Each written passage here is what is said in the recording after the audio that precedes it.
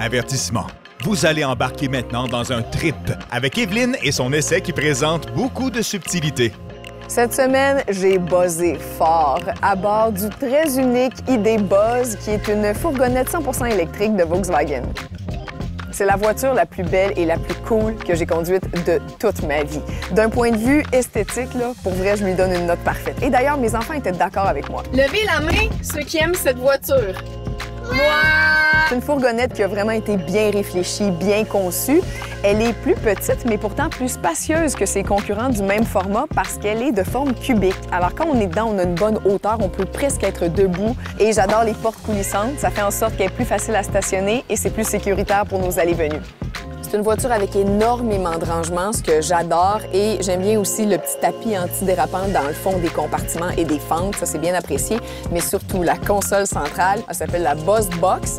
Et je peux l'enlever, puis je peux la mettre à plusieurs endroits dans le véhicule, ce qui est franchement génial. D'autres éléments que j'ai vraiment appréciés, le premier étant cet écran 13 pouces qui est juste parfait. Le toit panoramique vitré avec verre intelligent, alors il peut être givré ou pas selon mes préférences.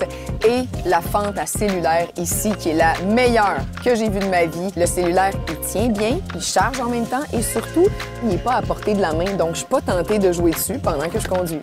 Maintenant, ces petits inconvénients. Le premier, c'est que la porte arrière, elle est tellement haute que quand on se stationne, il faut prévoir beaucoup d'espace de dégagement si on veut pouvoir l'ouvrir. Il faut y penser. La deuxième chose, c'est son autonomie. C'est 372 km, ce qui est vraiment pas beaucoup comparativement aux compétiteurs d'un même format de voiture qui m'offre en haut de 500. Ensuite, il y a sa conduite. C'est comme conduire un Westphalia. On le ressent, c'est une caisse, puis ça fait beling-beling. La suspension est pas top. Et la dernière petite chose, c'est les caméras de recul qui sont un peu pixelisées. Ça m'étonne pour un 2025.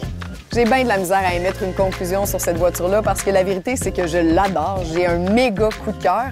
Mais justement, mon opinion est biaisée parce que je la trouve trop belle. Mais si je mets ça de côté et que je réfléchis rationnellement, elle coûte 85 000 $. À ce prix-là, sur le marché, j'ai des voitures aussi spacieuses, électriques, avec une meilleure autonomie et globalement de meilleure qualité. Donc, ce ne serait pas mon premier choix.